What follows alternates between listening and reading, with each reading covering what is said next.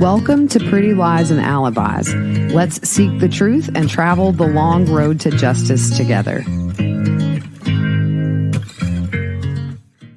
What you know, Alibis, happy Sunday. I hope you're having a really good day so far. Well, it's almost over. It's 5 o'clock here. Wanted to hop on and do some case updates. It's super hard covering a trial, trying to keep up with the other cases that we're following in the background. So I thought now was a good time. Tomorrow, we will pick right back up with Wagner. We're expecting those wiretaps to come in this week, which should be really interesting. And also, there was a little bit of an issue. Apparently, some investigators had recreated that platform in the back of the truck they purchased for the murders. And so they wanted to look at the pictures of that as well as the transcripts from those wiretaps. The wiretaps were the source of some heated discussions at pretrial hearings in the past. So if the defense is passionate about it not coming in, it must be good. So looking forward to that. I don't think there's court on Tuesday since it's election day. I'll double check that and let you know tomorrow. And not sure if I said, but I'll be thanking everybody who donated over the weekend on tomorrow's episode. All right, so let's hop in. Real quick music fact of the day. Eric Clapton wrote the song Wonderful Tonight, which is, I think, just a very beautiful song. I've always loved it. But he was inspired to write the song while his then partner, Patty Boyd, was taking forever to get ready for an outing, going to a tribute party for Buddy Holly that was hosted by Paul and Linda McCartney. Patty says, I was taking so long. I was panicking about my hair, my clothes, everything. I came downstairs expecting him to really berate me. She apparently had been getting ready for hours. Instead, he said, hey, listen to this. And he wrote Wonderful Tonight as she was getting dressed. I love that. All right, so let's hop in. First, we're going to talk about the Delphi case. All right, so as we know, 50-year-old Richard Allen was arrested on October 26th and charged with 2 counts of murder for Abby Williams and Libby German, who were killed on February 13th, 2017. I think one of the scariest things about somebody like Richard Allen is it's not some big scary stranger that hops into town and does something just terrible and leaves. This is a man who lived and worked in that community unassuming since 2017 after he allegedly murdered these 2 beautiful young ladies. He worked at a local CVS pharmacy and ironically helped with the photographs that were being used at the girls' funerals. Didn't charge the family member when they came to pick him up. I think he ended his time at CVS as a pharmacy tech. So you think about the number of people in that community that have come in contact with who police suspect is a cold and calculated, brutal murderer. His initial appearance was held in closed court. Initially, bond was $20 million. I believe now there's no bond. And under the specific criminal Indiana code, it would suggest he is accused of committing other crimes, which I think there will definitely be other charges added to the murder charges at some point. And those could include child molestation, sex trafficking, kidnapping, and things of that nature underneath that code. He is expected to hire his own defense attorney, but as of right now, one has not been listed for him. I don't know if anybody in that area touched him with a 10-foot pole.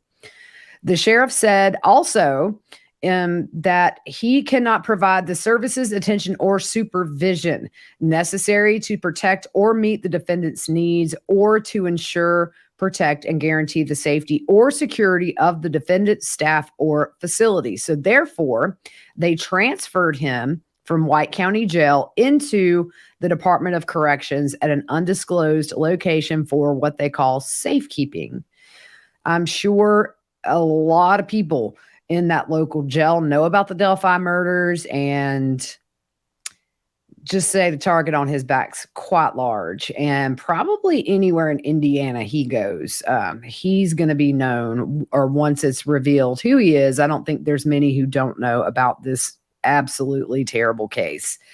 Also, the judge, Benjamin Diener, recused himself from the case, citing a bloodlust for information from the public, saying the finding is not predictated on any acts or alleged acts of the defendant since arrest. rather a toxic and harmful insistence on public information about the defendant and this case. He also notes there have been YouTube videos made showing him and his family in those videos.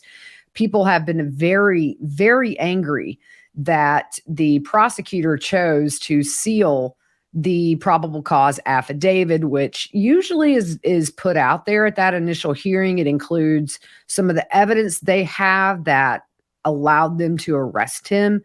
And the problem is there may be a person or persons who have not been charged yet. And I kind of think maybe that's the reason that they're not putting it out there yet. I understand both sides of the coin. People are hungry for information. But at the end of the day, for me, I want a conviction that sticks. And I want any and everybody who was involved in this case in any way to pay the price. So I don't have a problem with sealing, but I understand people feel like they would like to know as well. The next hearing on that actually is November 22nd, where investigators will argue to not release the probable cause affidavit. And as we know, it contains some of the evidence they did have against Allen. He was involved in a drunken domestic violence incident on June 8th, 2015, which was 2 years prior to the murders, with his wife. Deputies were dispatched around 3 a.m. to keep the peace. And it should be noted also, the residence is 3 miles or about a 5-minute drive from the bridge where Abby and Libby were last seen and not far from where they were murdered. So there were no arrests on that domestic violence incident, no reports made. His wife did take him to a local hospital for an evaluation, but further than that, we know nothing else about it. The thing that scares me about people, like this guy, is that he lived and worked in this community for years after he allegedly murdered these two beautiful young women, and worked at the CVS, and at one point was working in the photo department and had a hand in printing out the pictures that the family would use at the funeral for these girls. When the family member came in to pick those up, he did not charge her. And how sick. There's not enough words. Investigators have said that they aren't ruling out any additional arrests. But I think he ended his time at CVS as a pharmacy tech. And you think, how many people in that community have seen him? And Fox 59 spoke to a former neighbor of Richard Allen's, who was shocked and said he was an all-around good, normal, everyday family man. There's nothing out of the ordinary about him. I would have never thought, living across the road from him, that there was anything. That's where I would have sent my kids if there had been any trouble. It's just hard to believe because he's a heck of a nice guy, always has been. And that's, people always show what they want you to see. We would probably be shocked with people that we personally know and the secrets that they harbor. And when it comes to things like this, it's just such a scary thing, especially for me having 3 kids out in this world and just hoping and praying every day that you don't become a statistic, essentially. Over the course of the investigation, police had 70,000 tips submitted. So Keegan Klein, by the way, this is the man alleged to have murdered Abby and Libby. And then you have this guy named Keegan Klein. He had been tied to the investigation into the murders, but never named publicly as a suspect, nor ever been charged with their murders. He was arrested in 2020, but at the time of the murders, he was a free man. He created a catfishing account online under the name Anthony Shots, and it was posing as a young, very handsome, muscular young man compared to, if you're on YouTube, what you see on the screen here. By the way, if you're new to the podcast, I'll have a link in the description with photos from today's episode so you can take a look. He used that account to groom underage girls to solicit photos and videos from them. He admits to communicating with Libby shortly before the murders with that account using Snapchat and Instagram. He is believed to have communicated with at least 200 underage girls in the time that he had that account active. And I think it's just super important. This case alone has made me have another conversation with my kids about being safe online. And you don't talk to anybody you don't know. And if somebody is telling you all these wonderful things about yourself and they're a stranger, that's a big red flag. So in a 2020 police interview, authorities were convinced he was protecting the identity of the murderer. He failed a polygraph, specifically was found to have given a deceitful answer when he denied knowledge of who killed Abby and Libby. He also admitted in that interview to creating that Anthony Shots account. I'm not going to put it up. This poor young man understands that his picture was used to groom young girls. He feels terrible. I feel bad for him because, you just pick a picture off the internet that you think any young girl or young guy may think is attractive and use that. It has to be hard on him. So from the same polygraph, the transcripts revealed that Klein was being truthful when he said he stopped messaging with Libby on the Anthony Shots account 2 weeks before the murders. He also, however, facilitated other predators to have access to interactions with the girls he had groomed. So I think maybe this is where we might find this Richard Allen comes in. I don't know. I'm just theorizing. But it seems like a detective noted that on February 13th at 8 a.m., 2 separate devices logged in, logged out, logged in, logged out within minutes of each other to that same Anthony Shots Snapchat account. And so investigators asked Klein, so you were trying to get nude images from Liberty? And Klein responded, that's what he was trying to do with all the girls he messaged. The other detective said, the other ones are not dead. She's dead. He said to be cooperating with investigators regarding the murders of Abby and Libby as of late. And a previously sealed court order from August 19th, 2022 confirms that Klein was temporarily released into the custody of Indiana State Police the day that officers began a 5-week search of the, I don't know if it's Wabash or Wabash, y'all have to tell me, of the river. He is accused of 30 counts related to child sex abuse materials and exploitation. 5 counts were dismissed against Klein in the state's motion, all possession of child sex abuse charges, with one being a level 5 felony and the rest being level 6 felonies, were dismissed. It should be noted this request was made by the prosecutor 6 days after Richard Allen was arrested. So you kind of wonder if maybe he's not starting to talk in an effort to benefit himself. The prosecutor in the case said there is insufficient evidence to prove that said counts beyond a reasonable doubt at trial. Klein is said to be cooperating. His next court appearance is January 19th, 2023. Richard Allen, his trial is set for March 24th of next year, although I don't know that will happen. It's a big case. There's going to inevitably be delays and all kinds of stuff happen. All right, so let's jump over to Scott Peterson. He's somebody who just sort of disappeared for the last decade or so, but he's 50 years old now. He was convicted in 2004 for the 2002 murders of his wife, Lacey, and their unborn son, Connor. He disposed of their bodies on Christmas Eve in 2002 in the San Francisco Bay. He was sentenced to death in 2005. He's been in prison for nearly 20 years now. It's hard to believe. Seems like yesterday that case was going on.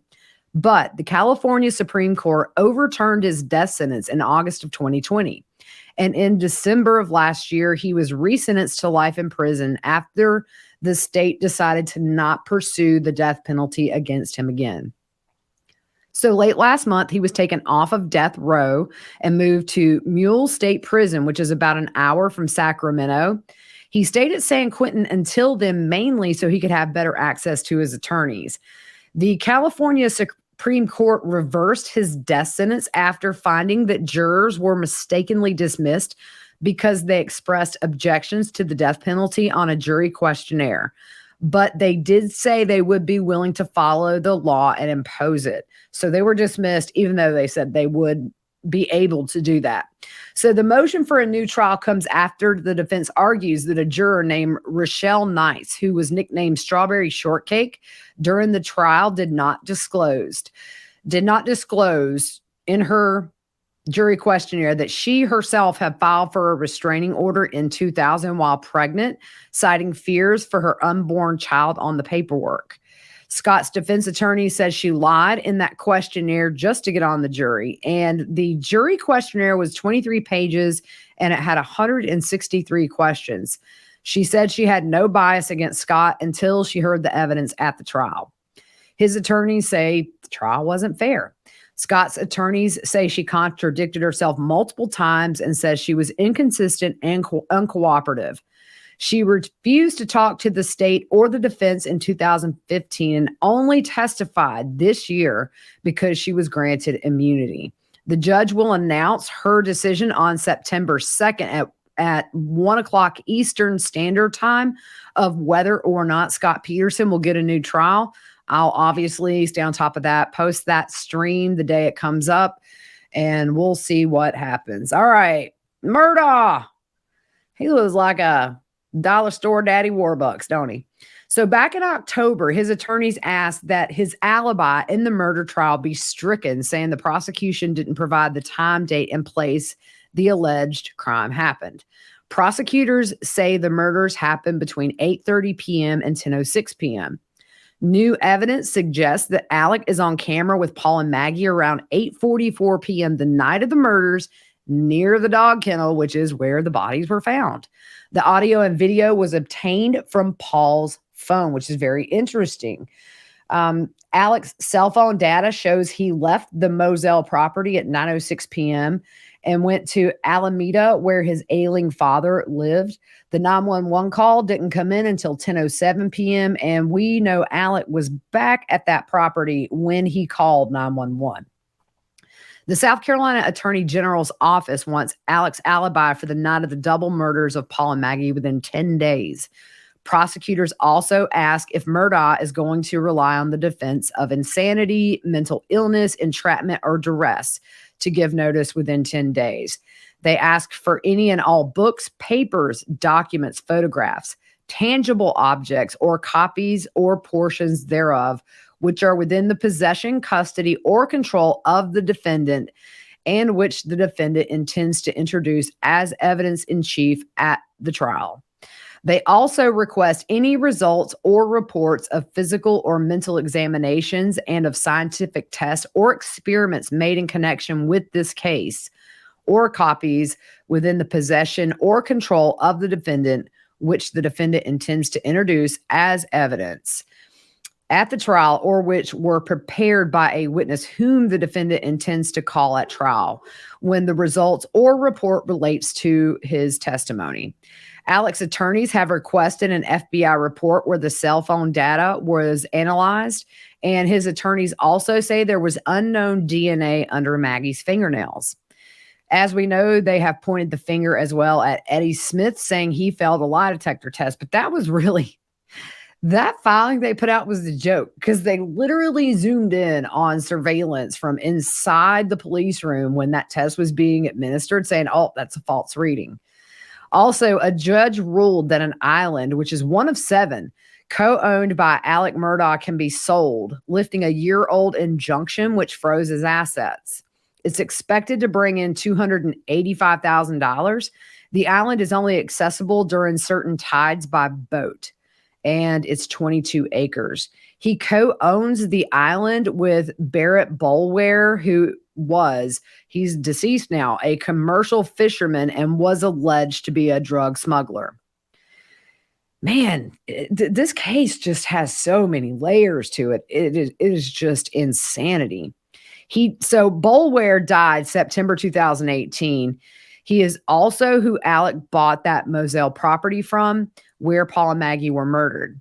The judge also approved the liquidation of Alec's 401k, which is estimated to be around $600,000, to pay legal fees related to his murder trial. Alec's approval was needed to get access to that money in his retirement account, since it was protected from the co-receiver's garnishment. Whatever's left after taxes and fees, as well as anything left over from attorney's fees for his trial, will be held by court-appointed receivers. In an October filing, the receivers estimate they will have maybe $300,000 left. He is set for trial January 23rd of next year, so not too long. I hope it goes down then, because if you've been watching my coverage of the Wagner trial, I'm doing the exact same thing with Murdaugh. If you're interested in the case and don't have 8 hours a day to watch it, I'm going to break down 8 hours of testimony in about an hour each day, so you won't miss a thing. All right, we're moving on to Debbie Collier. Just a little thing, no news about any new evidence in the case, but her son has broken his silence, and he asked the Habersham sheriff to apologize for laughing at him when he called to ask for any updates. He made a public post. His name is Jeffrey Bearden.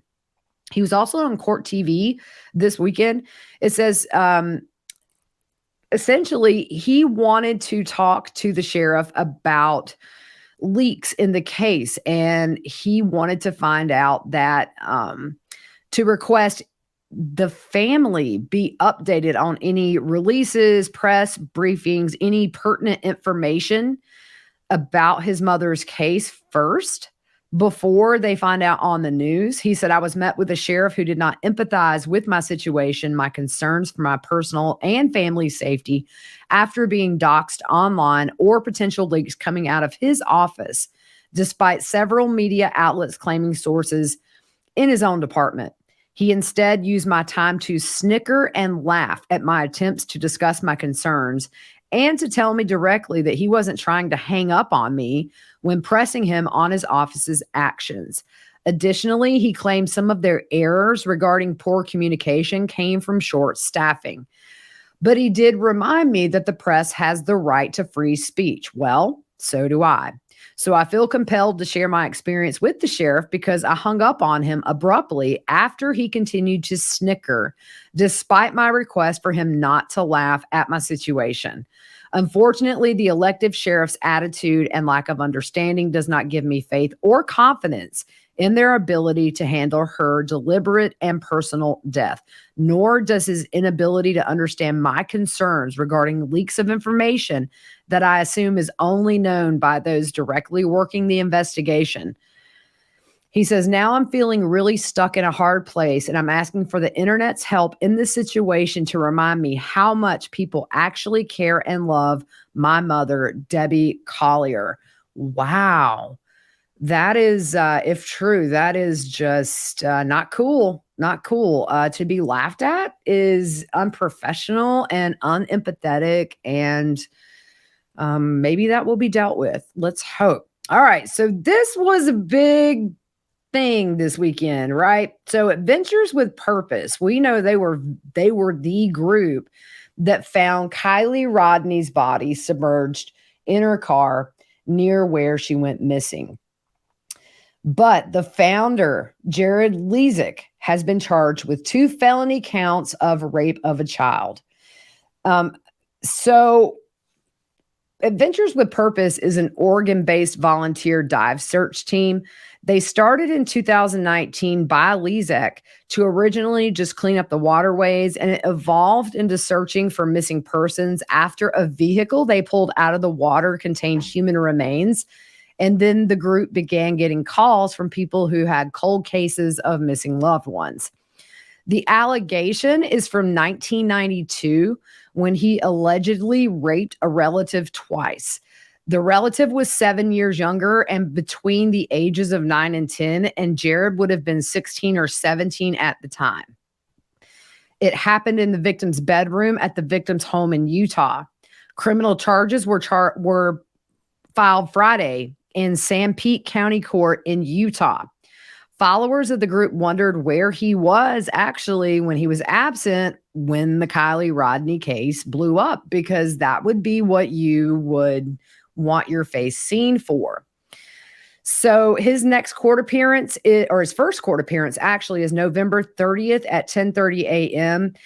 There's a lot of things online. There's been some emails allegedly between Jared and the victim that were leaked where she confronted him Also, his sister made a very public Facebook post with some allegations there as well. If it's not confirmed by law enforcement, I'm not putting it out. You can seek it out yourself.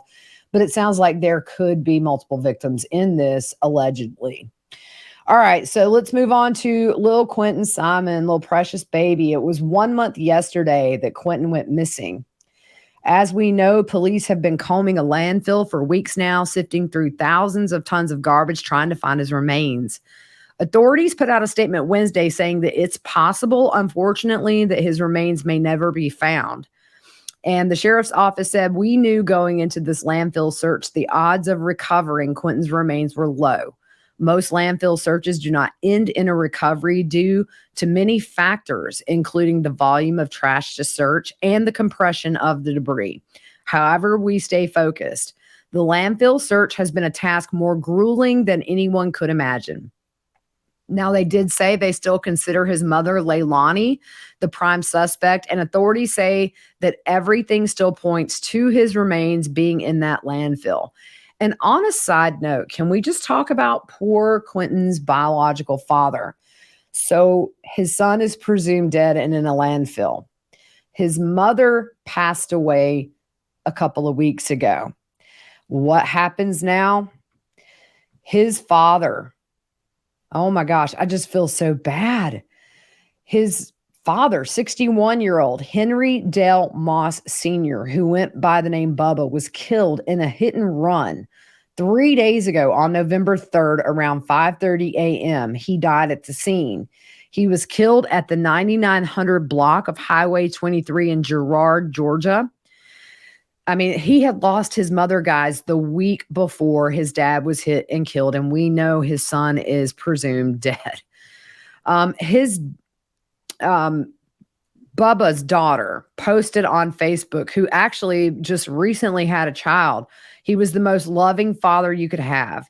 He helped me raise my daughter, and his grandkids were his heart. Baby Q's parents, Bubba and Leilani, lived with him for 5 months until they split, and Leilani took the baby away. The sheriff is offering a reward for the information that leads to the individual's responsible's arrest. Callers may remain anonymous and can call 706-554-2133, reach out by Facebook Messenger or the Burke County Sheriff's Office page, or by emailing j.wylds@bcso-ga.org. That poor man.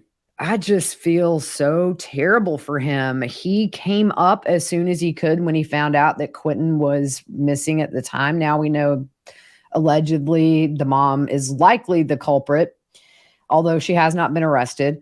Man, you lose your son, your mom, and your dad within a month. Life's just not fair sometimes.